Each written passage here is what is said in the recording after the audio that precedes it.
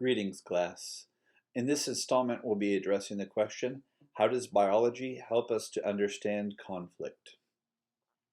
Again, in the theme of using systematic inquiry, we're going to look at this from a number of different perspectives. The first theory I'm going to go over is basic human needs theory. In the basic human needs theory, we're going to look at how biology directly impacts our understanding of conflict by directly impacting our needs and how we respond to our perception of threat to being able to address those basic human needs. The second theory, we'll look at it more from a sociological perspective. We have a number of features of biology which define our roles in society. This might relate to gender and so forth, but we'll look at that as a source of conflict. And the third one, I want to look at it from a very kind of scientific standpoint, that our biology includes everything, right? Like we have neurotransmitters in our brain, and the presence and absence of these different chemicals has influence, and this can actually relate to things like our health and our mental health. And so our biology can frequently be an immediate source of conflict. So starting with basic human needs theory. This theory suggests that people immediately come into conflict when they see or perceive a threat to their ability to meet basic human needs. And so our basic needs are things like shelter, food, water, medical care. Some people might argue for a much more comprehensive list of all of our basic human rights, and I think that there's legitimate point to that. By the time we get to talking about some of the science of the neurotransmitters and the neurochemicals and so forth, that we'll see that well, a couple of different things, that like our mental health and the meaning in our life actually directly relates to our experience and our ability to actually survive. But focusing now on the general theory of basic human needs, biology determines a very significant part of our daily interactions, that how much we sleep, what we need, right? How much we need to consume. And some of this is very, very measurable and has a very clear impact on our behavior. So, depending on your age, if you don't get enough sleep, it could, like young people who don't sleep enough, it will actually stunt their mental development.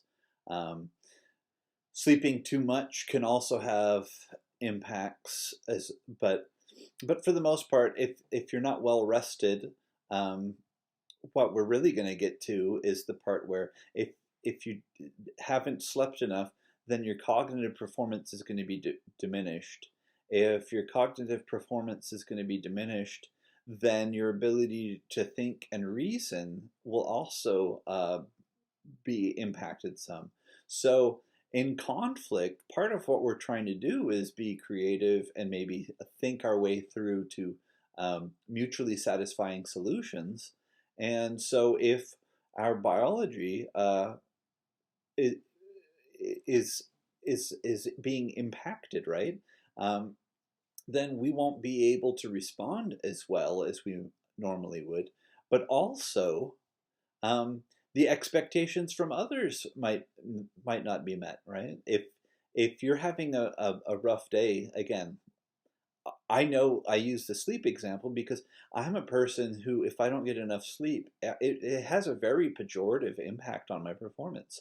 I'm very, very well aware of this. And so if I haven't had enough sleep and it's impacting me. Other times people are disappointed with me. They're expecting more from me. And if I can't deliver on their expectations, that becomes a source of conflict, right? So that's just a very basic example, but what would you do? What do you do if you're not getting enough to eat, if you're not getting enough food or water, if you don't have shelter, right? Your ability to problem solve about more complex problems actually gets impacted because you're focusing on these basic human needs. You're not getting to the other issues that are going on, and not to jump the gun, but studies are now showing that, like, in homeless populations, the amount of time that people have spent homeless actually impacts the performance of their brains in a variety of ways, including but not limited to their ability to problem solve. Is more limited in that they're identifying a smaller set of potential solutions to problems. This is what happens, right? We adapt. Our biologies actually adapt so that we are able to best meet our needs given strain. Um, and we see this happen in a lot of other contexts as well. But the body will adjust to deficiencies in different ways, and again, this relates to human needs. But one of the clear examples of this is if you compare the populations in North and South Korea. It's genetically almost an identical population still, but the average height of South Koreans is several inches taller now than North Koreans because there has been so much nutritional stunting taking place. And if we take some of this biology and we go to the next part, well, in some parts of our lives, biology doesn't matter. Somebody can write a good paper for my class, and it doesn't matter how tall they are. What would matter about how tall you are is if you need leg room while you're on the airplane, or if you're going to have to use a step stool or something to change a light bulb. And we don't tend to assign a whole lot of value to that in our societies. But traditionally and historically, there's been a lot of power that has been directly represented by strength.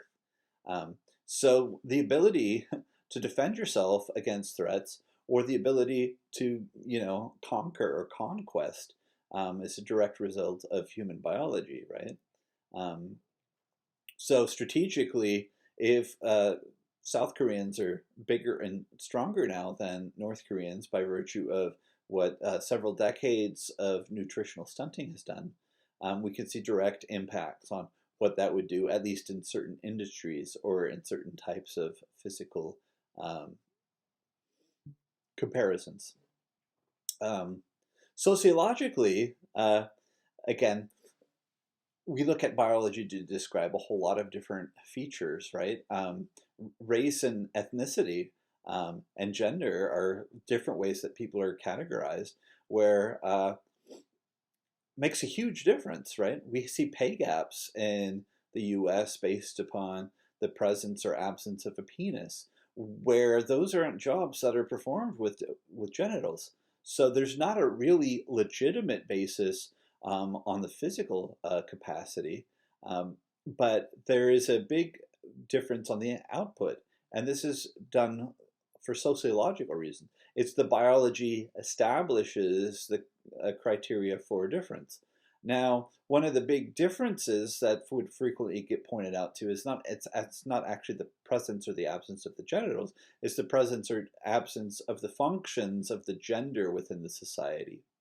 So men make more money, it's argued, because they don't have to stop going to work if there's a pregnancy, right? They're expected to continue working while the mother takes off.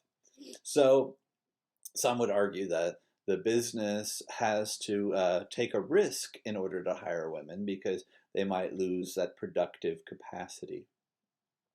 In some occupations, it will also be argued that actually physical prowess does explain for a significant level of the workload. Um, I don't know how much that plays out as actually being the case. I don't want to say that it's not.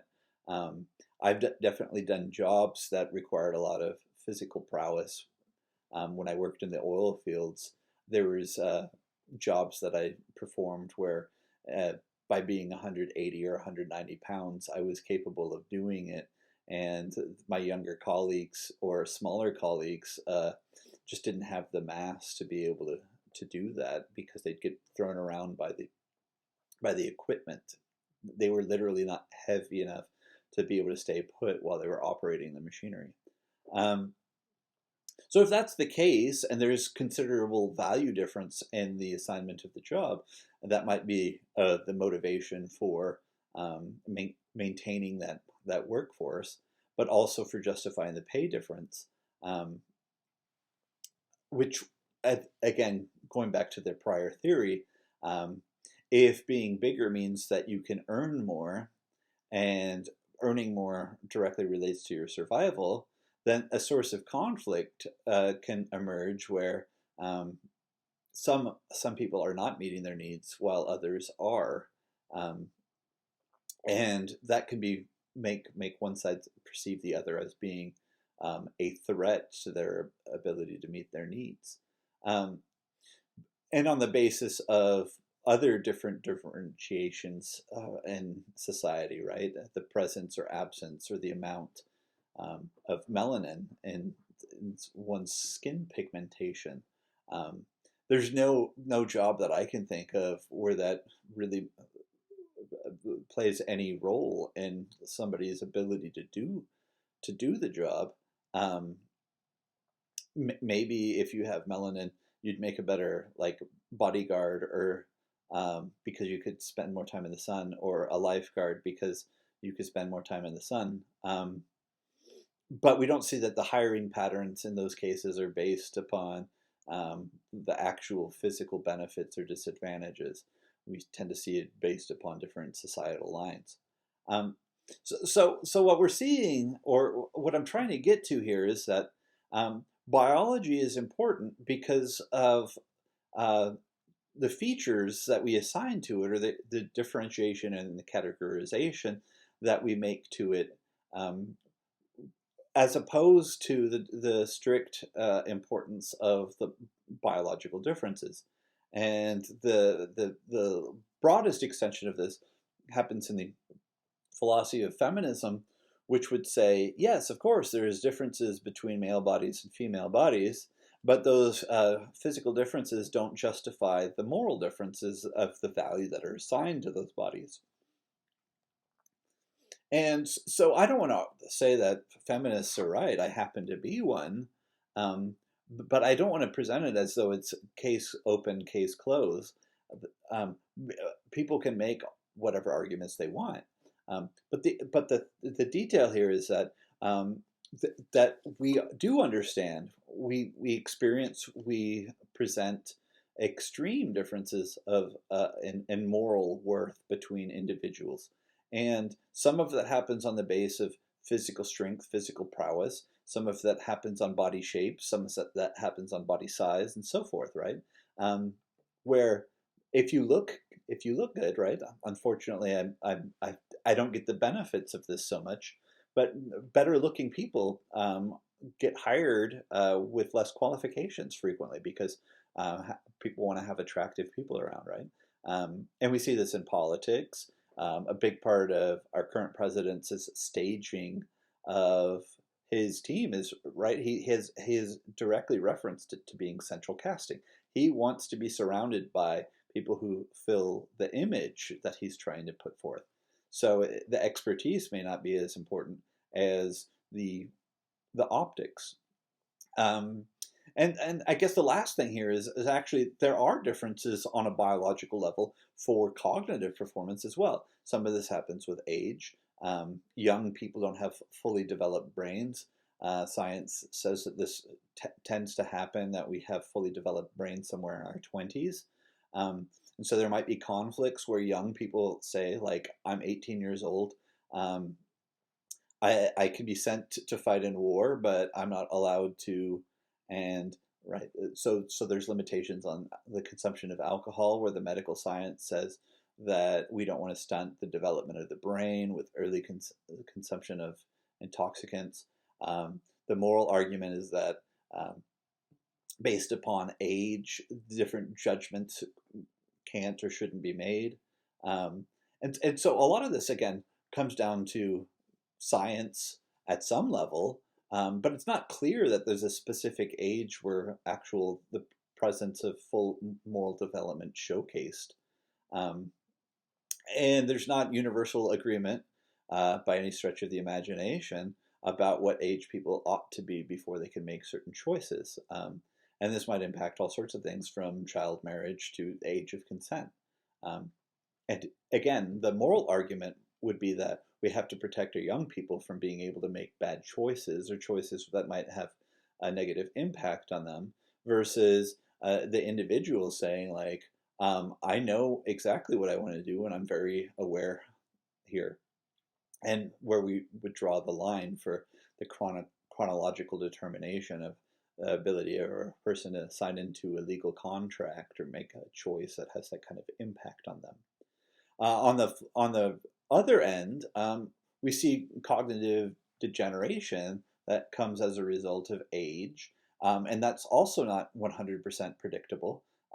We see that some people go, into their 70s, 80s, get to 100 years old, and still hold, completely stable conversations, whereas other people have the onset of cognitive factors like uh, dementia or Alzheimer's, where that would lead, to the inability to be able to sign legal or binding documents.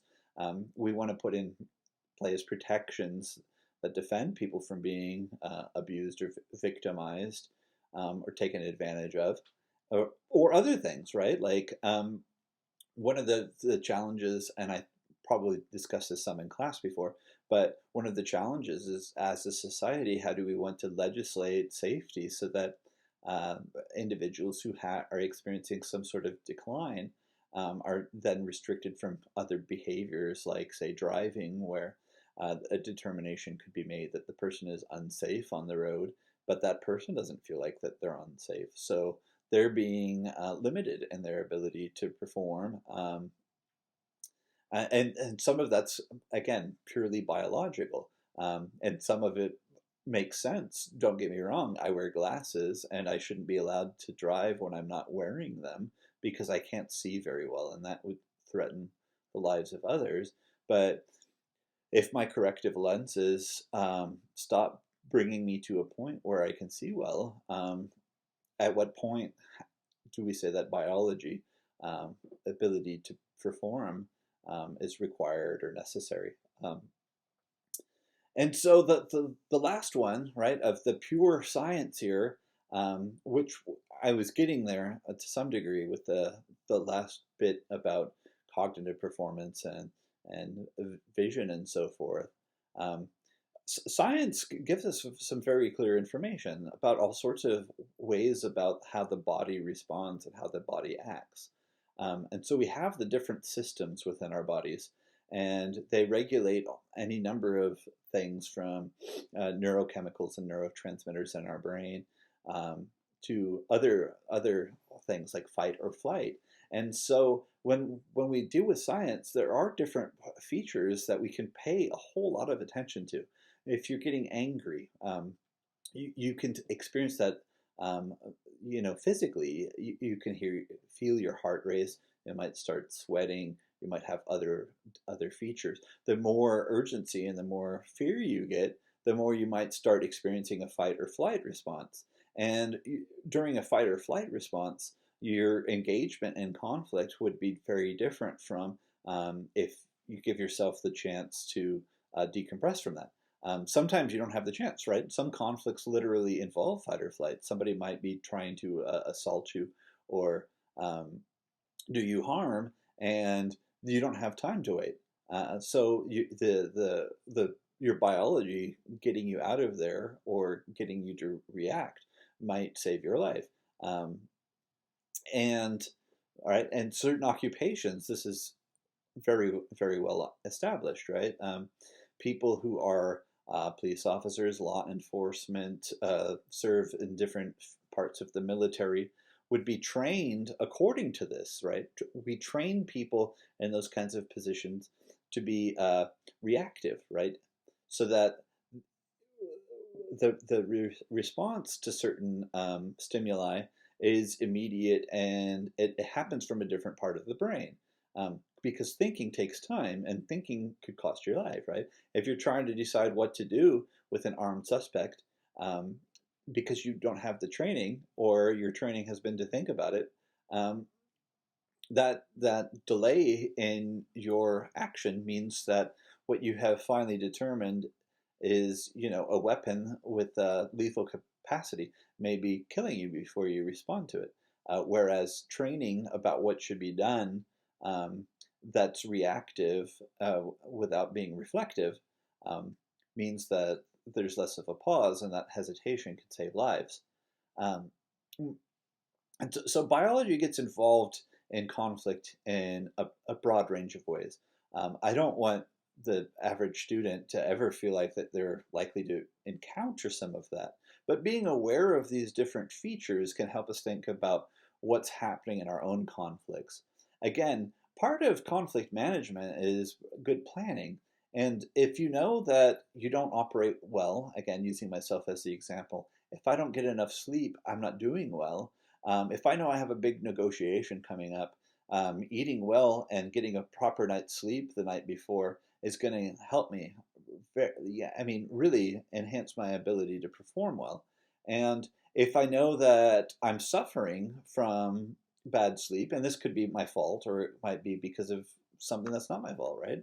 Um, if we're watching like the panic that's coming across the United States and the planet actually as a whole because of COVID-19, what we're going to see is a lot of people who are, they're afraid, and fear is influencing their behaviors. But what we're also going to see is increasing numbers of people who are actually sick. And as I've watched and followed along closely with some of the places like what's happening in Italy, you see it very clearly, right? That there are conflicts over life and death that are taking place. This is explicitly biological. It's also sociological, and it's also human needs, right? We've got the trifecta. We've got it all going on there.